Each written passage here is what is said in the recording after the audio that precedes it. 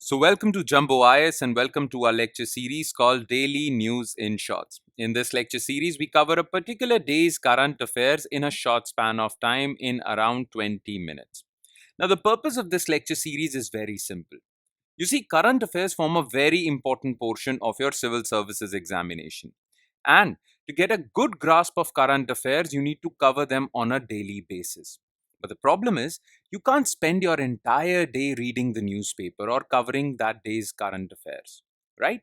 So, therefore, to facilitate you guys, we have come out with this lecture series in which we'll cover the entire day's current affairs.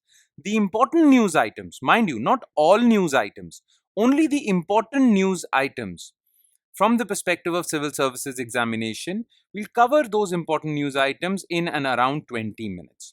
Now, just watching this lecture series would be job half done. I repeat that. Just watching this lecture series in around 20 to 25 minutes is job half done. What you need to do next is revise the current affairs that we just discussed in this lecture series. Okay, so you have to revise these current affairs as well to fully consolidate them in your memory. Okay, now you can revise these current affairs from the notes provided by us. These notes shall be available in PDF format and shall be shared on our Telegram channel. Now, the link to our Telegram channel is provided in the comment section below this video. Okay, all you need to do is click on that link. It will take you to our Telegram channel. From there, you can download the notes for this lecture, and then you have to spend around 20 to 25 minutes revising this lecture. Okay, so 20 to 25 minutes of watching this lecture and 20 to 25 minutes of revising this. And in about 40 to 50 minutes, you'll be done for the day as far as current affairs are concerned. So within an hour, in around 50 minutes, you will be done for the day as far as current affairs are concerned. Current affairs won't be a problem for your entire day. Your entire day is freed up now. Now you can cover or read whatever you want to do. Okay? So make this lecture series a part of your daily routine. It should be a daily habit of yours. All right. Enough of the introduction. Now let's straight away jump into the discussion. Let's first take a look at the topics we shall cover in this particular lecture. So today's lecture is going to be short and sweet. It is only going to cover three important topics because today's newspaper only had three important news items of significance. Okay, so we shall focus all our attention on these three topics alone. Number one is an article related to space debris, space junk, and the environmental pollution it causes. So we'll talk about this. Then currently, global leaders have gathered in Busan, which is in South Korea, okay, to come out with a treaty that would end plastic pollution. So, to come out with a plastic pollution treaty, for this reason, global leaders have gathered in Busan. So, we'll talk about state of plastic pollution and what this treaty is striving to achieve. Okay, it would be a legally binding treaty that would end plastic pollution. So, we'll talk about this. And in the end, we'll talk about a recent report by RBI which has talked about the revenues and the funds with municipal corporations. You see, 60% of India's GDP is driven by urban India. Okay, urban areas drive 60% of India's GDP. Yet, the municipal corporations that govern these urban spaces are short of funds. So that is why this report has come out with the grim picture, okay, with the grim reality of revenue of municipal corporations. And it has also given out some recommendations to improve the state of affairs.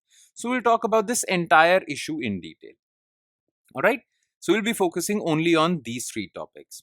Let's begin the discussion with topic number one, which is space debris and environment. Look, there are hundreds of satellites and rockets launched into the space. Okay, there are many of them. But once these satellites are at the end of their life cycle, what happens to them? Right? What happens is at the end of their life cycle, these satellites just drop. Okay, and while reaching the Earth, they burn in the atmosphere because atmosphere is thick. Right? So when they burn, they emit a lot of pollutants. Plus, some of the unburnt portion also keeps on floating in the upper atmospheric layers. Now, there are more than 10,000 active satellites in orbit right now. And these 10,000 active satellites would end their life cycle someday in the future. And then they would release a lot of pollutants which would pollute the upper atmospheric layer. Now, this is not just the this is not just I mean this is not just the half of danger being pointed out. It is said that right now it is 10,000, but this number will reach 1 lakh in 2030s. Okay, and why? Because many satellites are being launched. Elon Musk is launching many satellites for providing satellite based internet. Many other companies are aiming for satellite based internet. Therefore, various satellites are being launched by various companies. So that is why this number is going to reach 1 lakh. But all these satellites would definitely end their term, and once they do, they would pollute the upper layer of the atmosphere. At the end of their cycle, these satellites disintegrate into the atmosphere. As they disintegrate, they leave pollutants in the upper atmosphere. And that causes a lot of pollution. It even causes global warming. Okay. So let's delve a little deeper into this issue of satellite pollution. Okay. Now, look, there is a guy called Daniel Murphy. He works in USA's National Ocean and Atmospheric Administration. And he has pointed out that 10% of the particles, aerosol particles in the stratosphere, that is the upper atmospheric layer, contains aluminum and other metals. Now, these aluminum and other metals that constitute 10% of the aerosol particles, they originated from burning up of satellites and rockets re-entering the Earth's atmosphere. Okay. Plus, there is one more thing. The emissions from these rocket launches, which pollutants such as black carbon, nitrogen oxides, carbon monoxide, aluminum oxide, and chlorine gases, they have a issue, or they actually damage the ozone layer. So, first of all, there are these aerosol pollutants that are actually polluting our upper atmospheric layer, especially stratosphere. And stratosphere contains ozone, and ozone helps us, or ozone actually prevents UV radiation from the sun to reach the earth. Now, UV radiation is very harmful for the entire planet's life. Okay, so these pollutants actually uh, destroy ozone layer. Plus, black carbon absorbs sunlight and causes global warming also. Now, all of this has originated from the satellite pollution or the space debris. Clear? Now, this is the problem. This is the link between so many satellite launches and so much space debris and the pollution it is causing. Therefore, attention should be paid, due attention should be paid to solve this space debris is causing a lot of problems. It will definitely impact future satellite launches. Plus, it is aiding in global warming. All right. Now, the impact is very simple. Ozone layer depletion, I have mentioned atmospheric warming because the black carbon that is released absorbs sun's light and warms up the atmosphere.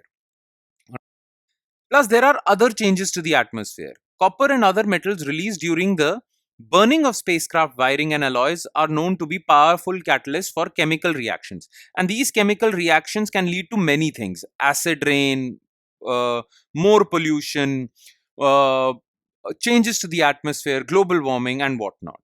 So, that is why, because we are talking about climate change, and because the climate summit just got concluded in Baku, Azerbaijan, right? Because climate change related news is doing the rounds in the media. That is why these issues related to space, which are causing pollution, should also be on. All right. Okay. That's about it as far as issue number one is concerned. Now let's shift focus to another pollution news, that is plastic pollution. So more than 170 countries have converged in Busan, which is a city in Republic of Korea, to negotiate a new legally binding global treaty to end plastic pollution. Okay. Currently, there is a legally binding treaty which aims to reduce greenhouse gas emissions, that is the Paris Agreement, right? But there should be a legally binding treaty to end plastic pollution also, because plastic waste is causing a lot of problems. Now, this binding treaty was a result of UN Environment Assembly in 2022, which adopted a resolution called the Nairobi Resolution.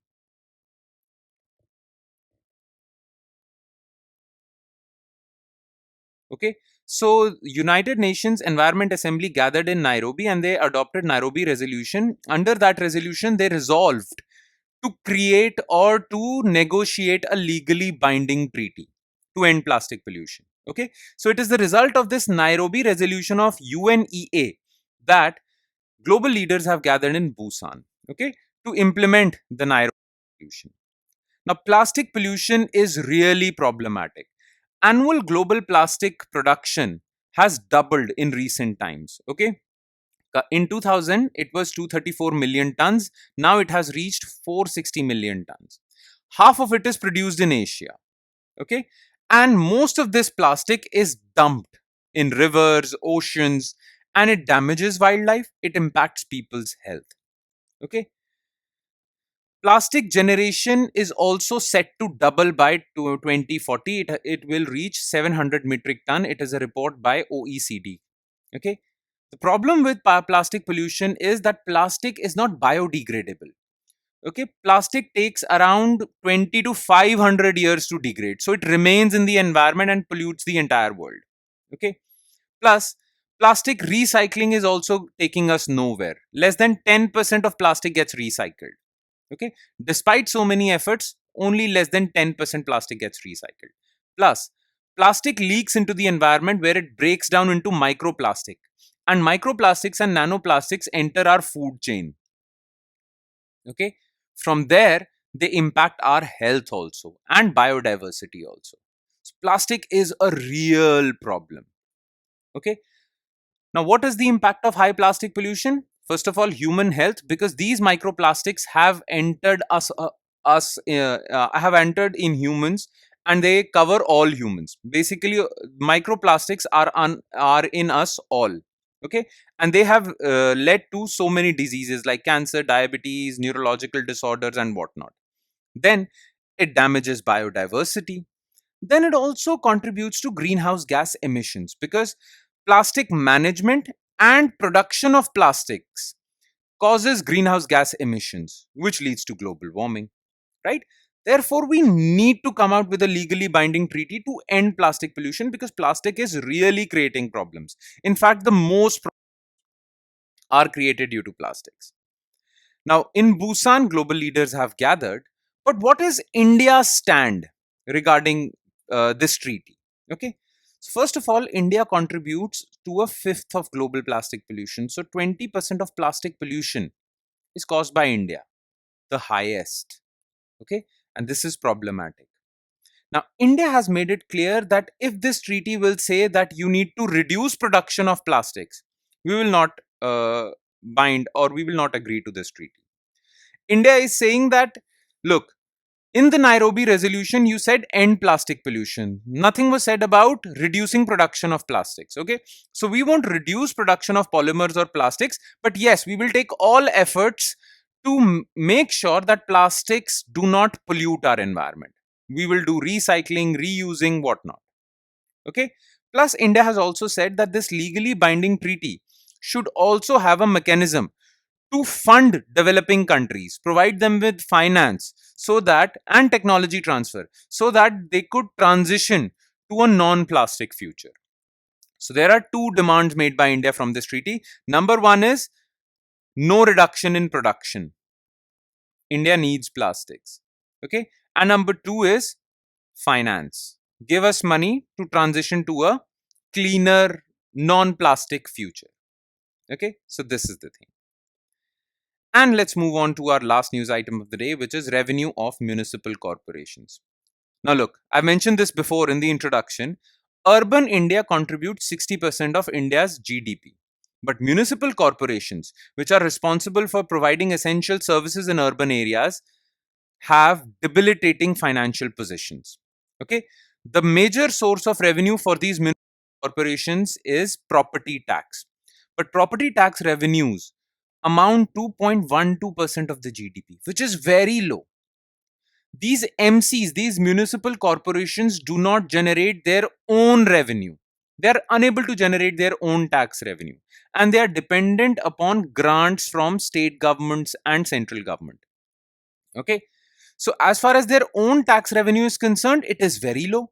And for the normal functioning of municipal corporations, they are dependent on grants from central and state government. Now, RBI has said that this is a problematic situation. Municipal corporations should be able to raise their own revenue so that they are more accountable and they do more for the people living in these urban spaces. They shouldn't be dependent on grants. Okay. Now, all of this is as per the new study of RBI. Now, if we go into the detail of what RBI has said, it is said that in financial year 2024, MCs in India are estimated to generate 50% of their revenue from their own taxes. Plus, they collect fees also, like parking fees and whatnot, and user charges like electricity bills and all that, utility bills. Okay, 25% comes from revenue grants, central and state governments, and this is problematic. The remaining portion, remaining 25%, comes from rental income. Okay, they give land on leases, compensations, and investment income. Now, what I said that most municipalities have ended up becoming mere extensions of state governments because they're heavily dependent on state governments for money. Okay, but they shouldn't be. And how can they do that? How can they evade this problem? Okay, RBI says, first of all, you need to boost your own revenue streams through tax reforms. Conduct tax reforms, conduct property tax reforms, conduct electricity tax reforms, water tax reforms, everything so that you generate enough tax revenue to fund your operations. Then rationalize user charges. Okay, user charges are charges for the fees, charges for the services provided by municipalities, like public parks. So municipalities should collect maintenance fees, parking fees, and whatnot. Okay. Plus, they should strengthen collection mechanisms.